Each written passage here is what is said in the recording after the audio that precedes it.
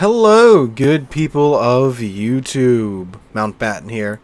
And today, before we get into the topic of today's video, just want to give a quick congratulations out to Angus Dad, who is the first winner of the 40k giveaway. As of the recording of this video, he hasn't responded to my comment just yet, but Angus Dad, if you're watching, make sure you respond to my comments so we can get the process started with getting your ship. Alright, so we will be doing again another giveaway tomorrow. Yesterday through upcoming Saturday will be the giveaways. Again, we're doing 5 of them, one a day until then. So make sure you guys are checking your notifications and your comments on last Monday's video. Again, congratulations, Angus Dad. Thanks for watching the channel and subscribing. Alright, now to the topic of today's video. Today, good people of YouTube, we are talking about the Tier 6 Premium Australian Cruiser, the Perth. Now, the Perth is an interesting ship, and one that I've seen quite a few commenters asking a review on. I'm not sure if it's because I think she came out in Legends quite recently, or it could be because we're getting the Brisbane as the Tier 9 or it's the Tier 10 in the Commonwealth line. So, I mean, you could be thinking about, well, maybe I should pick up this Perth right now so I can start training up my commander for my Brisbane that I want to get. And that's a pretty valid point because there's not a lot else to choose from in the Commonwealth family of ships. So we're taking a look at her today based upon request. So the Perth, right out of the gate, she is a real still historical ship, which is awesome. It's always cool seeing these ships come alive in game where we can interact with them and enjoy them and interact with what is, you know, a bit of history here. So that's very cool right out of the gate. And the title of this video is also very correct about the Perth. Good God, I don't know if you guys watching were around for the Tier 6 clan battle season, but the Perth and the her Pan-Asian counterpart, the Hisyang, I believe, those two ships made that Tier 6 clan battle season absolutely miserable. It was just a slog of I'm sorry, it was the Huanghe. That was the that's her counterpart that has like better A, but again, pretty much the same stats overall with some changes here and there. Those two ships made, shoot, I hated that clan battle season because of that. If you weren't participating in that CB season, you had a couple of Perths or Huanghes on each side with their gimmick, and then you had some Graf Spies, then you had an Ark Royal, and then you had your choice of Tier 6 battleship, either the Japanese Premium, whose name is escaping me right now, which is very odd because I love that Premium battleship, the one with the 20-second torpedo reloads, or, you know, whatever you wanted. That was Tier 6 CBs. It was miserable. Everything was in smoke pretty much the entire match. You had the CV spotting what they could. You made the mistake of sliding out of the smoke screen a little bit. You got focus fire down by the entire enemy team. And yeah, it was a terrible season, and in my opinion, just one of the absolute worst seasons of CBs, thanks to this ship and her Pan-Asian clone, again, the Huanghe. So, how does this ship do in today's World of Warships? What she's like? Is she worth picking up to train your upcoming Brisbane commander if you are planning on getting that? Well, that's what we're going to look at in this video, and let's get started by looking at her stats. First off, for armor, I mean, she's a light cruiser, 16mm bow, 16mm stern. Her central citadel belt is 100mm. Her upper citadel belt, well, it's actually not her citadel belt. Her upper belt is 100mm as well. I mean, again, light cruiser, British light cruiser. Not much to surprise anybody here. If it does get hit by anything with large or decent AP, she is going to be eating citadels. But she does have her gimmick to help her avoid that. In terms of survivability, the build that I'm running on her, which I'll throw up right here once again, she has 29,800 HP. That is with Survivability Expert. Her guns, she has 4x2 152s with a 7.5 second reload time. They 180 in 22.4 seconds. Maximum dispersion 113 meters and a maximum range of 12.8 kilometers. Her HE does a maximum damage of 2100. She has an 11% chance of causing a fire on target per shell, so actually pretty good fire chance there. 25mm of HE pin, which is pretty good by Tier 6 standards. Initial velocity on these HE shells of 841 meters a second. The AP does a maximum damage of 3100 and also travels at 841 meters a second. As far as the guns go, they are pretty decent in my mind. Biggest thing that she struggles with when it comes to her guns today is range. Now, when this ship is in a modern World of Warships match, which is, like 2 submarines, 2 CVs at tier 6, which, God, oh man, I had some matches, y'all, when I was playing this ship for this video. I had 3 submarine games at tier 6, and one of those 3 submarine games was also a double CV 3 sub game.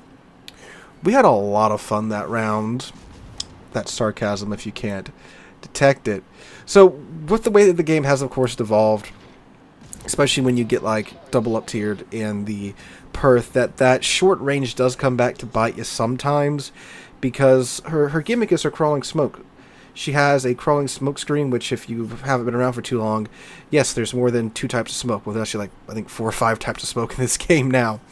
The crawling smoke screen is a smoke screen that will keep up with your ship up to a certain point. In the case of the Perth, it's about 1/4 speed.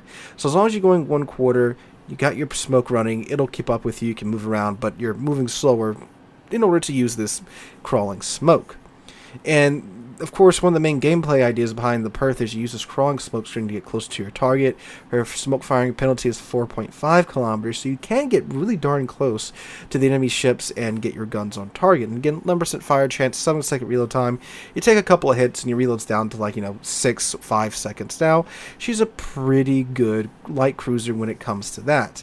And her shells too, at range they are definitely more floaty. They don't feel quite as bad as, let's say, the American HE shells, but at range there is a fair amount of float there. So if you're firing at 12.8 kilometers, unless it's a battleship or a cruiser that's sailing in a straight line, good luck hitting it.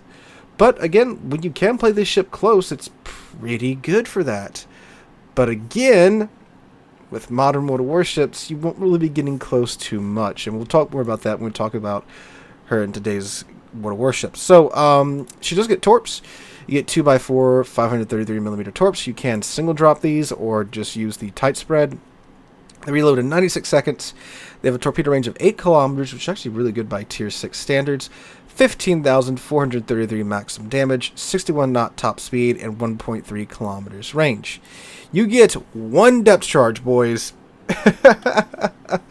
1 depth charge. That's it. Now you get 2 charges of it, but you drop 1 depth charge at a time. From my experience, since you're more careful with it because you only get 1, you tend to drop it right on the submarine's heads a bit more, especially with her hydro consumable going. So it's not too hard to get it to work, and when it does work, it does chunk the submarines pretty good. But, more probably would have made this a little bit better. And it does take 40 seconds for it to reload too. AA, her A rating is 39, not really that great. Again, her sister, the Hwangi, has the better AA. Maneuverability, she travels at 34.1 knots with the speed flag equipped, 700-meter turning circle radius, and a rush time of 6.1 seconds. Consummate with a full build, which is just the commander skill, is 8.8 kilometers because she does not have access to the slot that she needs to get the concealment module. So her consumables, she does have crawling smoke, and then she has fighter or spotter. I'm running fighter in the background because I still have my clan battles set up on the Perth here. And in that season of CBs, the maps are so close and everything was so close. You didn't really need the spotter in the Perth. The CV did the spotting for you, of course. And my main concern was preventing the CV from striking me. So we had spotter up for that, because again, Ark Royal was the CV being used mostly in that season of CBs, and Ark Royal is basically like the Kaga. It's a plane factory, so you'd want something like that to deal with it in that situation. But you can take spotter, you can get your range out a little bit more, which is quite helpful. So the Perth in today's World of Warships, I kind of got ahead of myself and talked a little bit about this. From my experience, when she's in a tier 6 game, it's a tier 6 game, she is fantastic. Especially, there's not a lot of radar at tier 6. I don't think there's any radar at tier 6. I don't think it's creeped its way into that tier just yet. So you can play close, get the smoke out, get farming down on the enemy ships with your smoke with your HE. You can even use it to creep up on the destroyers too. A lot of destroyers, I guess, don't pay attention to other smoke screens, so you can creep up on them, pop them with hydro, and now they're spotted. And that's great. She's great for that. She's good fun for that. She's great in Tier 6 games. Even in Tier 7. Now, there is, some more radar at Tier 7 in 2022 than when the Perth was originally introduced, I think all the way back in, 2017?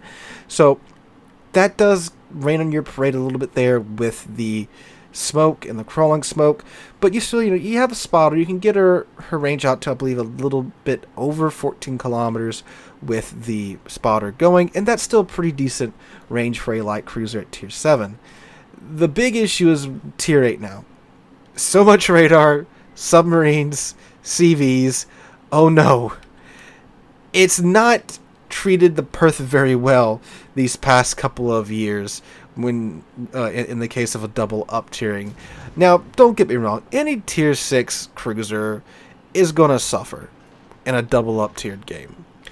The Perth, however, since she depended so much on that smoke screen, that crawling smoke generator, in order to get her in the fight and allow her to do her thing, and the amount of radars increased. Again, we've got a bunch of CVs now at Tier 8. Submarines are becoming a thing now. They can, spot you at periscope depth. And, yeah, it's a bit miserable in a double up tiered game in the Perth nowadays. Again, it wasn't that much fun back in the day either. It's just, yeah, there's a lot more that can counter her very easily at Tier 8. And a +2, again, British cruiser, no heal. You eat one unlucky shot, there goes 3/4 of your health, and you already had to stay back because, well, you're a Tier 6 cruiser in a Tier 8 game. So now, yeah, you're kind of just out of the match for the rest of the game. You really could play her kind of like a destroyer if you wanted to, mainly going after the caps, trying to sneak in the cap, just grab that cap with the smoke and then running away before you can get shot at. Because, I mean, you really don't have much of a choice because you can't really hang back because, yeah, you do have spotter that can get your gun range out a little bit more, but it's not going to, last you the entire game, and you're probably not going to be able to do too much, so you might just be relegated to, spotting and picking up the kill every now and then when something gets a little bit low when you're in a Tier 8 game. So she doesn't up tier well at all in today's World of Warships. But for what she is in a Tier 6 setting, this ship's great. So, they still have ranked brawls. They might think about doing CBs again at Tier 6. She's great in that. When you're in a fixed Tier 6 matchmaking, this is an incredibly powerful ship. But she drops off so hard when she gets double up tiered. And that sums up the Perth pretty well right there. Fantastic at Tier 6, crappy at Tier 8. That's, yeah, I mean, again, when you build a ship around a gimmick like we've talked about beforehand, it eventually gets out-gimmicked. Gimmick a small link smoke screen, that's great, but now we have exhaust smoke that you don't have to worry about going slow, and it can do better in the current meta because you can be rocking and rolling at maximum speed with your exhaust smoke, but with crawling smoke, you can't. You got to be going 1/4 speed or you're going to outrun it. So, yeah, it does suck, and mobility is a big thing for cruisers, and when you're stuck to drive the ship slowly in a double up tiered game, in order to have it even a chance of even participating in the match or contributing to the match, it is not that great. But again, for Tier 6 and Tier 7, I think this is a fantastic boat. Would it be worth picking it up if you're dead set on getting in Brisbane when she comes out and you want to have a commander trained for that ship by the time it comes out?